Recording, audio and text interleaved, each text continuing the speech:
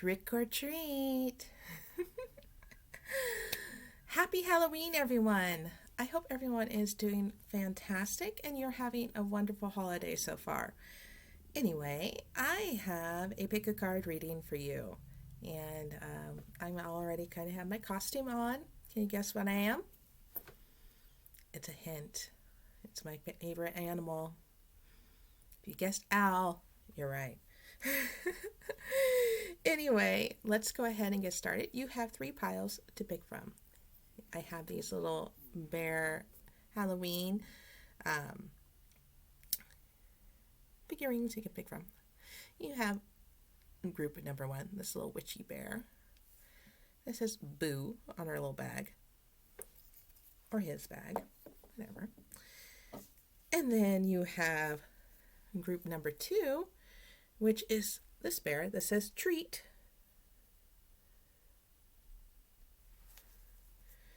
And then you have group number 3, this little bear with a jack-o'-lantern, and his pumpkin actually is a little bear. It says Eek. So there you go. It's kind of hard to read with this mask on, but that's okay. All right, so those are your options. I'll go ahead and show them to you again. You have bear number 1,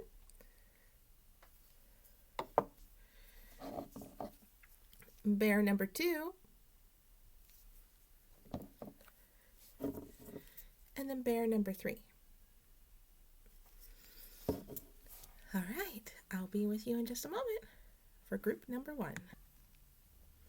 I'm back again with group number 1 with this little witch teddy bear.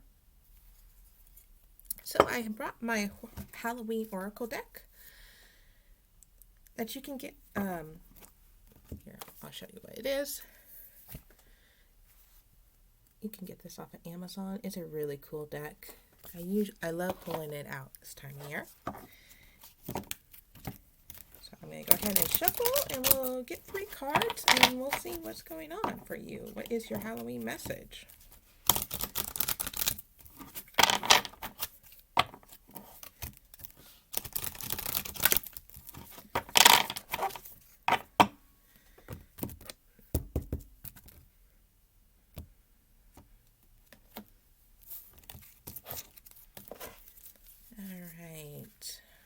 Halloween message for group number 1. One more card, please, Spirit guides. Here we go.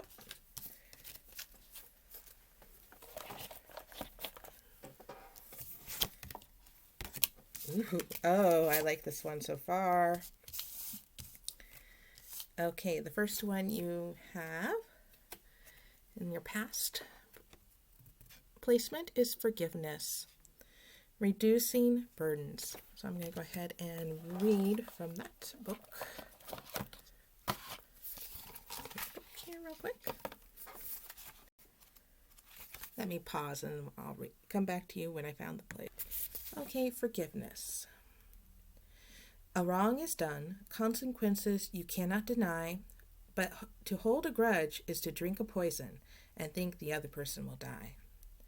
Being a cold season festival, Halloween is the perfect time to pause and think about how things actually are in our lives and what heavy burdens we do not wish to carry through the harder, leaner times. Some of the heavy heartiness may relate to old relationships or grievance. Some may relate to negative feelings we hold on too tightly about others, and even a lack of compassion for the mistakes we have ourselves made. It is said that it takes a big person to apologize, but in many ways it takes an even bigger person to forgive. When we hold grudges, the negative energy is incredibly toxic. It is like drinking a poison and expecting the other unforgiven person to die. Whilst we may even harbor feelings of revenge, and to be honest, that does feel good for a while, it is important that we move those feelings along to forgiveness and release as soon as possible for our own health and well-being. If you have chosen this card, think about who it is that you could be forgiving and that includes yourself. Very powerful message. And the next card you have is scrying. Intuition.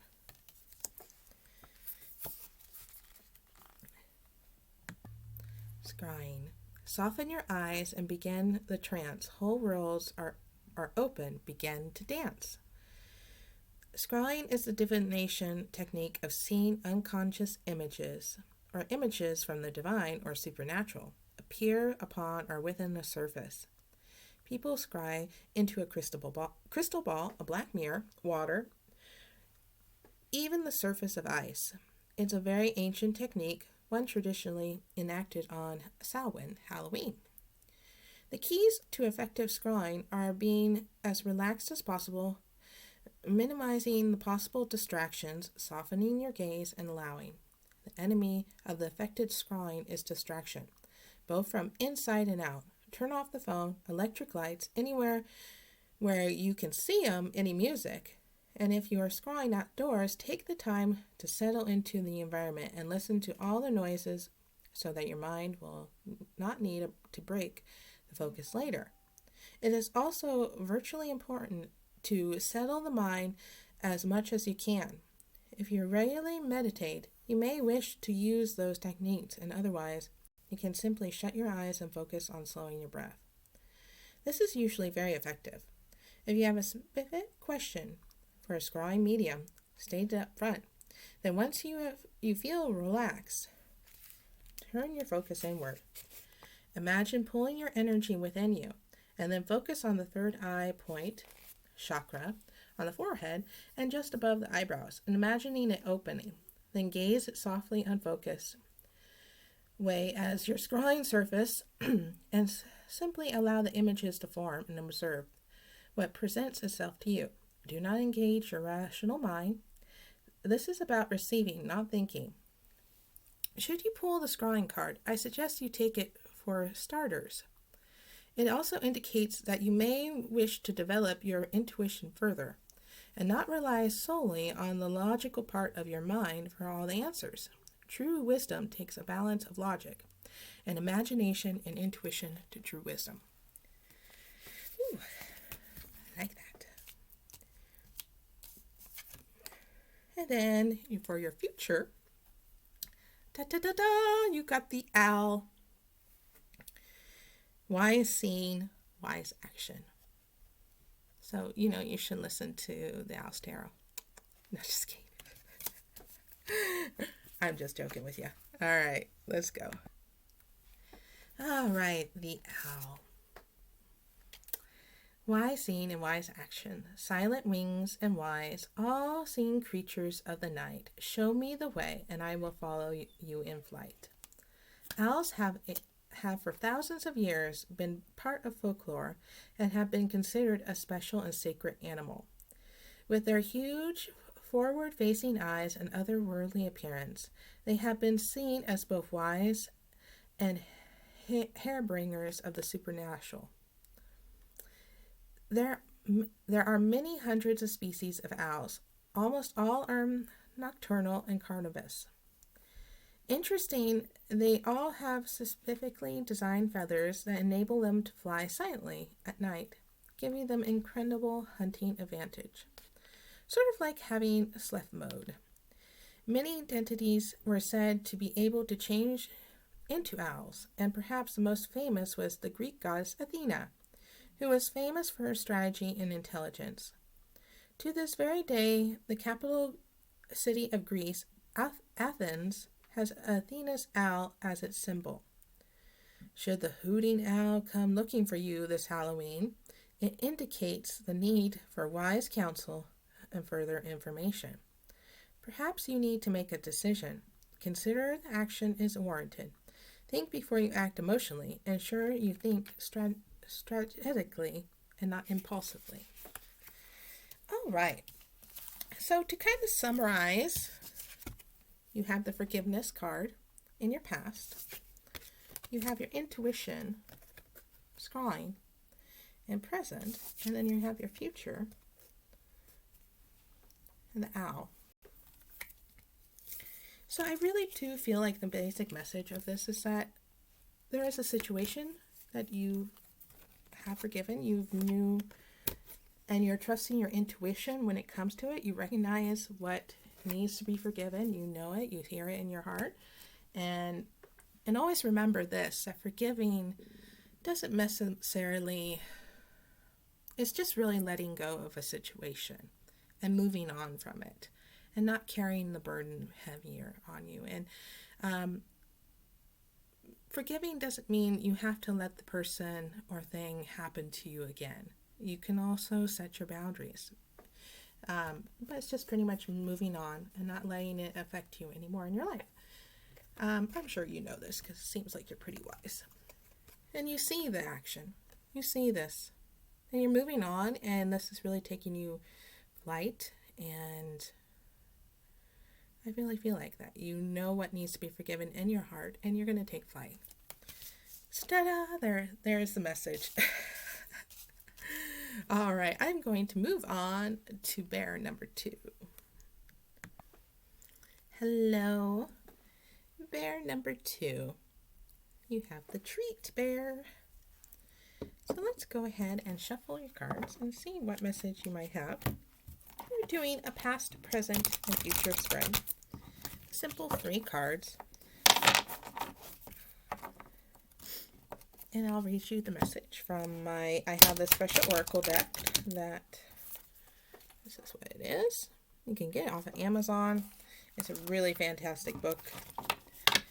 I love using it this time of year. And sometimes I use it, not often, when I need a more frank message. Something that's really, doesn't sugarcoat anything. And sometimes that is needed. Okay.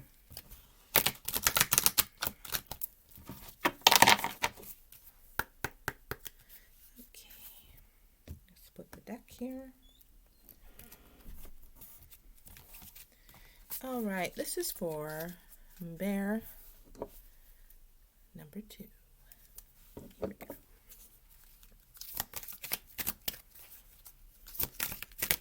Cards, Spirit. Okay. Got 1. We got 2. And we got 3. Oh, very interesting. Ooh, I like it. This one's a really fun card. This is called Bamrak. Sweetness and energy. And then your next card, and you got the Death. The internal cycle begins here. And then your last card is Ancestors, the love and legacy of our DNA.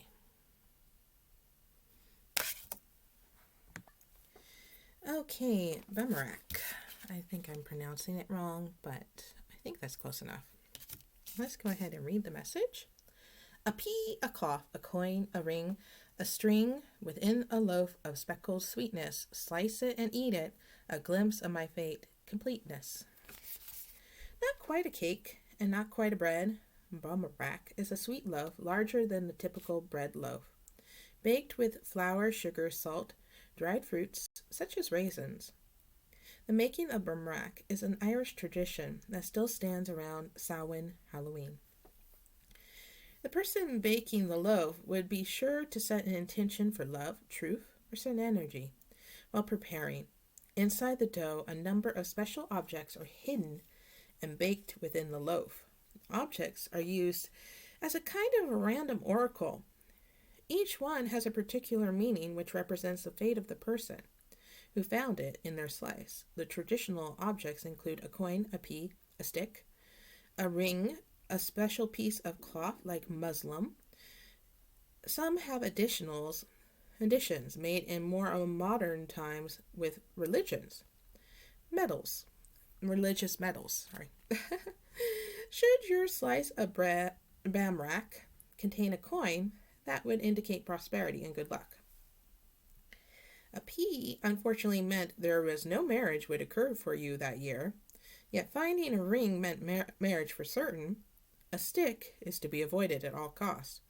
It indicates disputes and unhappiness.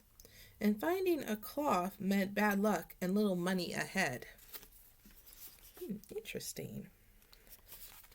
When you pull the Bamarak card, it indicates a curiosity to know what it is ahead, but it's important to balance that with the now. After all, we have the tools to change our future should we choose. The sweets or energy of the Bamarak, and all the ingredients included, the objects are more complete and powerful together than they are individually.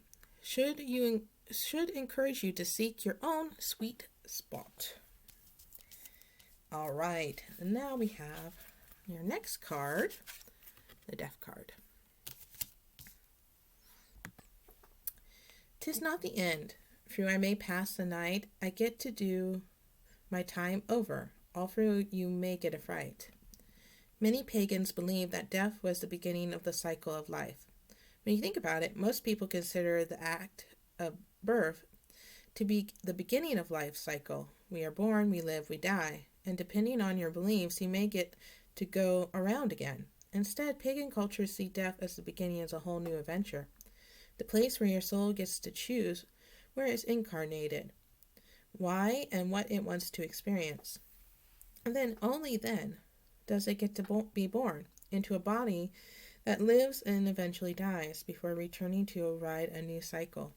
Halloween is the celebration of death as a part of life. As humans are conscious beings, we know about death and many are afraid and uncomfortable about it. Halloween illuminates the universal truth that all of us will die, just as all of us are born. So to be fearful that the end process is frankly pointless. Halloween asks us instead to make friends with death, just as we seem friendly with birth. To not allow our fears and grief to bring us unnecessary pain. Do not be afraid if you pull the Death card. It simply means that something is falling away or will do so you can begin strongly afresh. There is a great power in this clearing. If you pull this card at Halloween, particularly the message is stronger, and still you should be actively celebrating this new beginning. Oh, that's cool. All right, your last card is Ancestors. I walk in their footsteps. Their wisdom inside me remains. I am unique, yet I carry a legacy. Their blood runs in my veins. Whether or not we know our ancestors, we are a product of those who have lived before us, DNA-wise. Quick note, I read a very interesting fact that they did a math kind of thing, but it ended up being like there had to be 4,000 something ancestors before you. That way you could be in existence. So I think that's really cool that each of us have that much of a legacy. Externally, we may have the body type of our father or our mother's eyes, our grandmother's nose, and our grandfather's skin tone.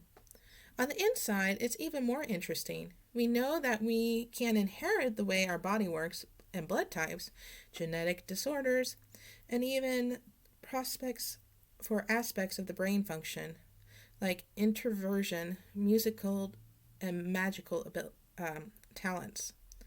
Musical and mathematical talents. I can hardly read with this. Excuse me. Many pagan pasts associate with Halloween believe that we are born perfectly imperfect, to be exactly what we are meant to be. What does this mean? It means that the gift of our ancestors have left us is unique energy of the combination of physical, mental, and physical that has created within us, such as up perfectly to achieve our ultimate purpose. Should the ancestor card present itself to your attention, know that you are ready and able to take action on your birthright of power. You have the support of those who came before you. There may be challenges or struggles, but you have everything you need to overcome them. and you will prevail. Ooh, very nice. All right. So I think from the message I'm feeling here, this is definitely from like your ancestors, a message from your ancestors, is that with the first card, they are offering you a chance, an opportunity with this energy to have a new beginning on something that is meant to be your life purpose. And that's pretty cool. Very fantastic, actually. Yay. All right, group number 2. That was your reading. I'm going to go ahead and move on to group number 3. Hello, group number 3. You picked this little eek skeleton bear with a jack-o'-lantern in his paw. I'm going to go ahead and I'm going to shuffle 3 cards for you from this Halloween Oracle. Very cool. Highly recommended. You can get it off of Amazon. It's pretty much a very to the point card deck, and it doesn't sugarcoat a lot. And it's a lot of fun to use, especially with the Halloween images. Alright, shuffle one more time and then cut the deck.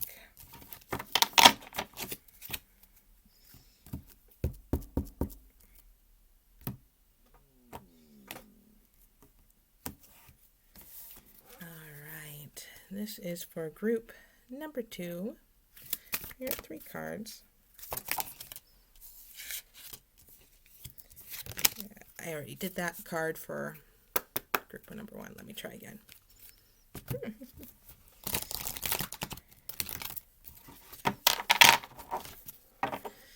If you were curious and you happened to watch group number 1, it was the forgiveness card. It came out once more. So I think a lot of forgiving is needed for a situation. That message is coming in strongly a lot for personal readings for myself and other readings around me. So just keep that in mind. So one more try here. Spirit, 3 cards.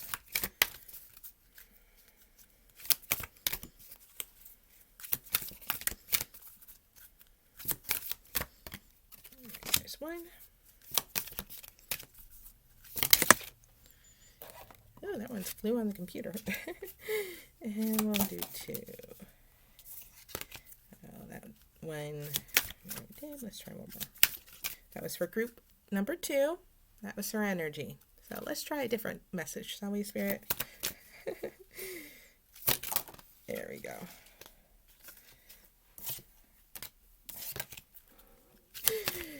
All right.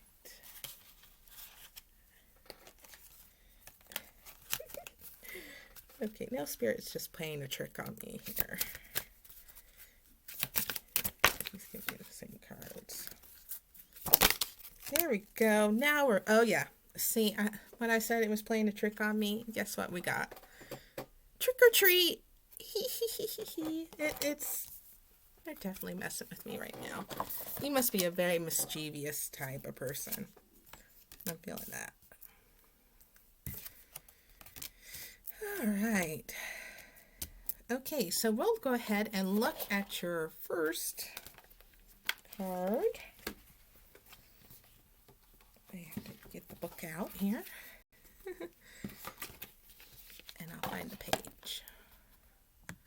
All right, so we're doing the basic past, present, and future spread.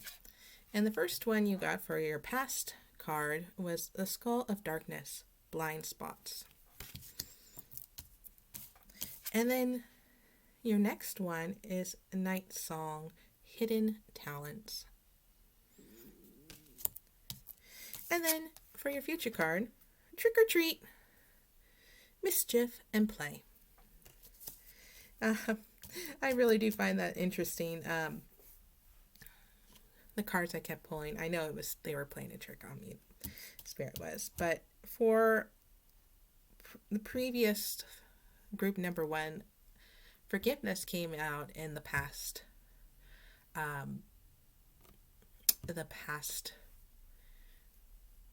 spot. I can't think. The first card, the past spot in placement in the group. So you might have some blind spots when it comes to forgiveness.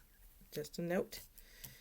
And then kept getting insert energy and a death card for the present placement in your place. So again, I feel if you watched group number 2, that might be significant of you might be denying some of your hidden talents. And of course, laugh at yourself a little bit, have some fun. Don't, it doesn't all have to be so serious. So let's go ahead and read your first card, which is the Skull of Darkness. We may not wish to devil there the shadows, the darkness, the unknown. Yet when we search, we reveal, and our power it has grown. This beautiful and mysterious skull of darkness encourages us to look to the part of herself that normally remains hidden and as seen as possible. We may not accept or like certain aspects of ourselves, and yet sometimes our greatest treasure lies within these areas. How many times have you seen a famous artist or people extremely successful in their fields being bullied for being so different? Yet it is their very differences from others that make them so powerful. Additionally, all of us have come to a stage of life where we have certain blind spots that may cause us grief or trouble. Although we cannot see the issue clearly, it is repeated patterns of pain that may alert us to symptoms, if you will. For example, the same things keep happening over and over again. We may be betrayed repeatedly, failed at something repeatedly, not complete tasks continually. Peace and pattern breaking can be achieved by doing the work in uncovering our blind spots, or even consulting trusted close friends or professionals to assist us in what we cannot. Interesting. All right, I'm going to read the next card, which is Night Song. Night Song, here is your message. This is for the present placement. A ruby red bird singing in the darkness, full of sound, like an unopened present, ribbon still bound. A bird singing at night is unusual occurrence, and those birds who are known as the singers of darkness are almost always considered sacred or frightening. From the ornate nightingale through the hooting owl, hearing a bird that you cannot see weaving its magic through the night sky has captivated humans for millennia. In the past, at Halloween time, a night that the veil between the worlds was said to be at its thinnest, those night birds were considered either omens or messengers of the gods, depending on the cultures. Their voices are perceived as good luck and a positive validation of alternatively a warning about continuing on a certain pathway. In some mythology, the night bird was able to direct us towards discovering our talents or true purpose, a kind of guide in the darkness leading us to the dawn. Should this beautiful but shy bird sing to you by appearing during your divination, know that you must unwrap the present of yourself. Look, some of these gifts within you remain unopened. The time has come to step into your true potential and claim all the possibilities for yourself. There is no more time to waste. No more excuses. Ooh. Being very, very direct with that. Okay, next card you have Trick or Treat. Mischief and play. Sorry, it caught me on the breathing out there. I have to do that sometimes. It's good to breathe, you know? Here we go. You have trick or treat. This is the message for you. Trick or treat is such a fun thing to do, is it not? Yet why do we trick or treat? Ancient people understood that there were Both mischievous and perhaps nasty spirits are running around at nightfall on Halloween, as well as happier, more benevolent spirits. They thought that if they dressed it up as spirits themselves or other frightening creatures, then they would not be recognized as human and attacked. The idea of causing a little chaos as one of these spirits was part of the intimidation or enjoyment of the night. The practice in the medieval Britain was adeptly called souling. Today, trick-or-treating is a huge event. We spend much time and money and effort dressing up as our scariest creatures, and this has extended to dressing up as our favorite celebrities or pop culture idols, or in my case, an owl. Instead of traditional candy apples and bromeric, we give... That came out again, too. That was one of the cards that kept flying out. We give our mind-boggling variety of candy. It matters not. The idea of frightening away death and darkness still stands. I believe that the modern trick-or-treating also unites communities by introducing our families and friends to those around us in a non-threatening and joyful way. Many of us do not know our neighbors, even those who live next door, and Halloween gives us an excuse not to be reserved and extend our boundaries. Should you receive the trick-or-treat card as your divination, it may be well timed to examine the role of play and mischief and in your own life. You don't have to be a child to let go and have some playtime. You can extend the fun to others. Sometimes we are afraid to make mistakes, and play is one of the ways to alter the pressure that we sometimes place on ourselves to get everything perfect every time. Alternatively, it's worth knowing that there is a balance between manipulation and mischief. The former is not pleasant, and the other has at its core a sense of irrelevant fun. Interesting. I'm going to read something too that kind of standed out to me. I believe that the modern trick-or-treating also unites communities by introducing our families and friends to those around us in a non-threatening and joyful way. Many of us do not know our neighbors, even those who live next door, and Halloween gives us an excuse not to be reserved and extend our boundaries. I really feel like this kind of ties in with the night song, Hidden Talents. Not to be reserved about it and hold it to yourself and try to take it out a little bit and introduce it to communities that might support you with that. So to wrap up this interesting reading, you really were a lot in the darkness until recently, and I think you had to do a lot of shadow work, but it seems like you come out of the other side, and now you're kind of awakening up, and you're hearing this new call to kind of come out of the darkness and explore hidden depths of yourself and those hidden talents. And it's really time to join your community and join a community that might help you explore that hidden side of yourself and might open you up to have a little bit more fun and be a little bit more mischievous and play and enjoy yourself a little bit more, because you certainly did go through quite a rough patch, and now it's time to move on from it. Whew.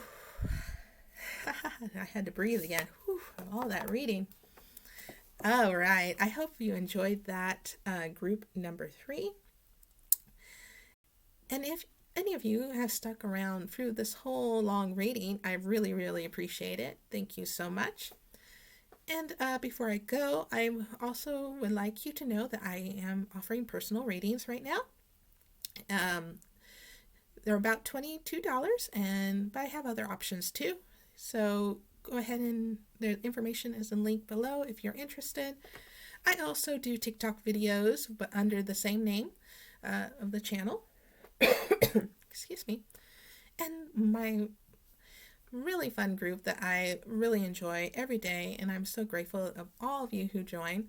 I have a Facebook group called Owls, Fish, and Tarot, and I do post things on there daily, and I do usually Friday night lives But this Halloween, I'm going to be doing a live, and I offer $5 tarot readings, which you get 3 cards and an oracle, and sometimes I offer other little tools of divination I might do for that.